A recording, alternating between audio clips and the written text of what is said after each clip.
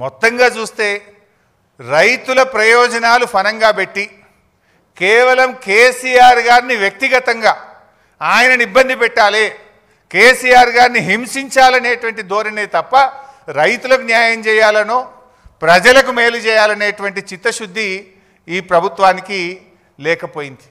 ఎందుకంటే మనం స్పష్టంగా అర్థమవుతుంది, ఇవాళ కాళేశ్వరం ద్వారా నీళ్ళు ఇచ్చే అవకాశం ఉంది. రాష్ట్రంలో వర్షాలు పడక కరువు పరిస్థితులు ఉన్నాయి, పంటలు ఎండిపోతూ ఉన్నాయి. నిన్న మా బీఆర్ఎస్ నాయకులు కన్నెపల్లి పంప్ హౌస్ మోటార్లు ఆన్ చేయండి అని అక్కడికి వెళ్ళారు. మోటార్లు ఆన్ చేసే అవకాశం ఉంది, నీళ్ళు ఇచ్చే అవకాశం ఉన్నా కూడా ఈరోజు కావాలనే రేవంత్ రెడ్డి గారు ఈరోజు నీళ్ళు ఇవ్వకుండా రైతుల్ని ఇబ్బంది పెడుతున్నటువంటి పరిస్థితి ఉంది. మీరు చూస్తే తమ్మిడిహట్టి అని నేను చెప్పే ప్రయత్నం చేసిండ్రు. మరి 7 ఏళ్ళు మీరే అధికారంలో ఉన్నారు కదా, 2007 నుంచి 2014 దాకా కాంగ్రెస్ ప్రభుత్వమే అధికారంలో ఉంది కదా, తమ్మిడిహట్టి దగ్గర దమ్మిడి పని కూడా ఎందుకు చేయలేదు? మరి ఇప్పుడు వచ్చి కూడా 2 ఏళ్ళు అవుతుంది, తమ్మిడిహట్టి దగ్గర తట్టెడు మట్టి ఎందుకు ఎత్తలేదు? అసలు తమ్మిడిహట్టి దగ్గర మీరు ఏ బేసిస్లో నిర్ణయించారు? తమ్మిడిహట్టి దగ్గర నీటి లభ్యత లేదు, తమ్మిడిహట్టి దగ్గర వైల్డ్ లైఫ్ చాప్రాల్ అనే వైల్డ్ లైఫ్ ఉంది, శాంచురీ ఉంది, తమ్మిడిహట్టి దగ్గర మహారాష్ట్ర ఒప్పుకోవడం లేదు. మరి ఏ బేసిస్లా? It is a criminal negligence. మీరు ఇవాళ మమ్మల్ని మేడిగడ్డ దగ్గర ఎట్లా పెట్టారు అన్నారు, మేము పెట్టడానికి ఒక బేసిస్ ఉంది, మేము పెట్టడానికి ఒక నివేదిక ఉన్నది. అసలు మీరు తమ్మిడిహట్టి దగ్గర ఎట్లా పెట్టిండ్రు అని నేను అడుగుతా ఉన్నా. ఎన్ని పచ్చి అబద్ధాలు మాట్లాడతారంటే ఈ కాంగ్రెస్ నాయకులు, నాటి నుంచి నేటి వరకు అదే గోబల్స్ ప్రచారం. ఆనాడు మేము మహారాష్ట్రతో కేసీఆర్ గారు ఒక చారిత్రాత్మక ఒప్పందం చేశారు. అటు మేడిగడ్డకు, ఇటు వార్ధా మీద, అటు చెనాకా కొరాటాకు ఒకేసారి 3 అగ్రిమెంట్లు చేసినారు. అంటే ఇచ్చిపుచ్చుకునే ధోరణితో మహారాష్ట్రను ఒప్పించి మెప్పించి 3 అగ్రిమెంట్లు చేశారు. ఆనాడు ఉత్తమ్ కుమార్ రెడ్డి మాట్లాడతాడు, ఏమని మాట్లాడిందంటే, లేలే మేము ఆల్రెడీ 152 మీటర్లకు అగ్రిమెంట్ చేసినాం, నువ్వు ఎట్ట తగ్గించినవు అన్నాడు. ఆనాడు ఎయిర్పోర్ట్లో కేసీఆర్ గారు మాట్లాడారు, ఉత్తమ్ కుమార్ రెడ్డి నువ్వు 152 మీటర్లకు అగ్రిమెంట్ చేసుంటే ఇంకా గంట సేపు నేను ఇన్నే ఉంటా, నువ్వు రా, ఆ అగ్రిమెంట్ నాకు చూపి నేను ఇక్కడ నుంచి రాజ్భవన్కు పోయి రాజీనామా చేస్తాను. ఆ రోజు కేసీఆర్ గారు సవాల్ చేశారు. ఇవి పర్మిషన్స్. మరి నిజంగా నీళ్లు మనం తమ్మిడిహట్టి నుంచి మేడిగడ్డకు మార్చినాం. ఎందుకు మార్చినామో డిపిఆర్లో చెప్పినాం. చెప్పిన తర్వాతనే ఇన్ని అనుమతులు ఒక సంవత్సరంలో hydrology 30/10/2017, inter state matters 3/11/2017, construction machinery 24 November 2017, irrigation planning 11 May 2018, cost appraisal 1 May 2018, central soils 21 May 2018, ministry of environment and forest 24 November 2017, central ground water 21 November 2017, tribal welfare ministry 30 January 2023, technical advisory committee meeting 14 June 2018. ఇన్ని 11 అనుమతులు మనం సాధించాం. Ministry of environment అది government of India, technical advisory committee it is government of India, rest of the permissions is central water commission. ఇంత స్పష్టంగా కాళేశ్వరంకు అన్ని అనుమతులు, ఈ దేశంలో ఏ అనుమతులు అయితే తీసుకోవాలనో అన్ని అనుమతులు కాళేశ్వరం ప్రాజెక్టుకు తీసుకోవడం జరిగింది. సో నిజంగా మనం సిన్సియర్ లేకపోతే ఎట్లా ఇస్తుంది కేంద్ర ప్రభుత్వం? అంటే ఎవరిని తప్పుపడుతుంది కమిషన్? కేంద్ర ప్రభుత్వాన్ని తప్పుపడుతుందా? సెంట్రల్ వాటర్ కమిషన్ను తప్పుపడుతుందా? ఎవరిని తప్పుపడుతున్నారు? బ్యూరోక్రాట్లను తప్పుపడుతున్నారా?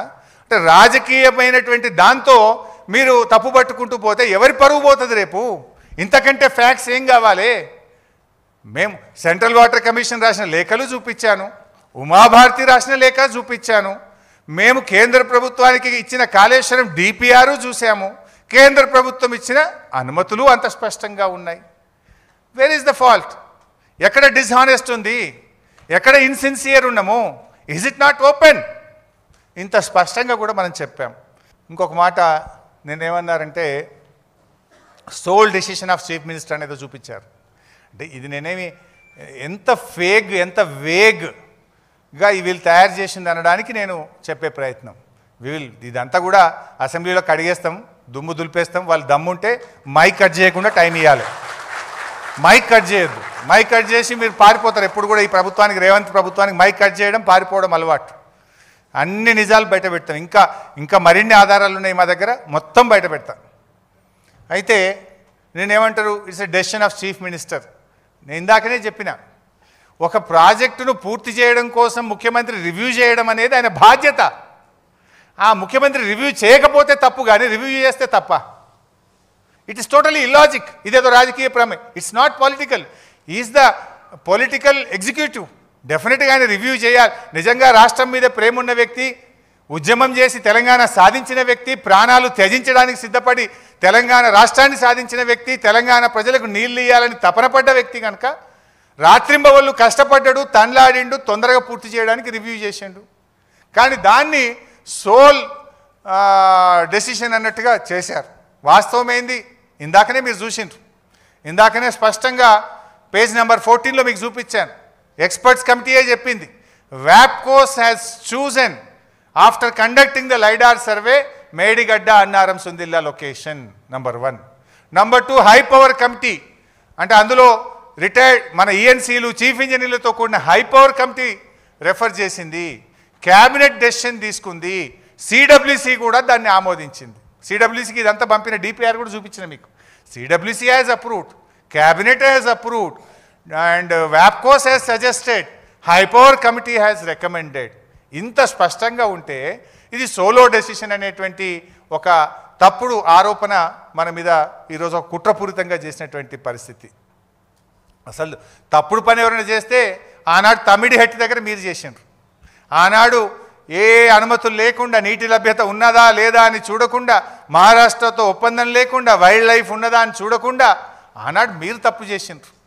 మేము అటు వ్యాప్కోస్, ఇటు హై పవర్ కమిటీ, అటు cabinet and CWC every one has agreed.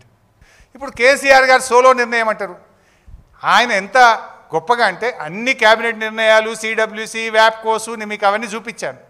ఇది కూడా ఆయన రాష్ట్ర ప్రభుత్వం తీసుకున్న ఆలోచనను శాసనసభలోని అన్ని పక్షాలకు చెప్పాలి, రాష్ట్ర ప్రజలకు చెప్పాలి అని పవర్ పాయింట్ ప్రజెంటేషన్ ఇచ్చి అన్ని రాజకీయ పార్టీల అభిప్రాయాలు తీసుకున్నారు. రాష్ట్ర ప్రజలకే చెప్పిండు కదా KCR. How can it be a solo decision? That was very well discussed in the assembly. సరే, ఉత్తమ్ కుమార్ రెడ్డి ఏమో నేను ప్రిపేర్ అయ్యి రాలేదని పారిపోయిండు. కానీ మిగతా బీజేపీ వాళ్ళు, సిపిఐ వాళ్ళు, ఇతర పార్టీలన్నీ అయితే పాల్గొన్నారు కదా. ఎంఐఎంఓ అన్ని పార్టీలు పాల్గొన్నాయి, తమ తమ సూచనలు ఇచ్చారు, కేసీఆర్ గారిని అభినందించారు, మంచి నిర్ణయం తీసుకున్నారని చెప్పిండ్రు. అంటే కేసీఆర్ గారు అంత స్పష్టంగా తన ప్రభుత్వ ఆలోచనను శాసనసభ ద్వారా సభను కాన్ఫిడెన్స్లోకి తీసుకొని, సభలోని విపక్షాల సూచనలు తీసుకొని రాష్ట్ర ప్రజానికానికి చెప్పి ఇంత ఓపెన్గా, ఇంత ట్రాన్స్పరెంట్గా కేసీఆర్ చేస్తుంటే ఇది సోలో నిర్ణయం అని కమిషన్ రిపోర్ట్ ఇవ్వడం అంటే is it fair? Will it be correct? ఒక్కసారి ఆలోచించండి దయచేసి.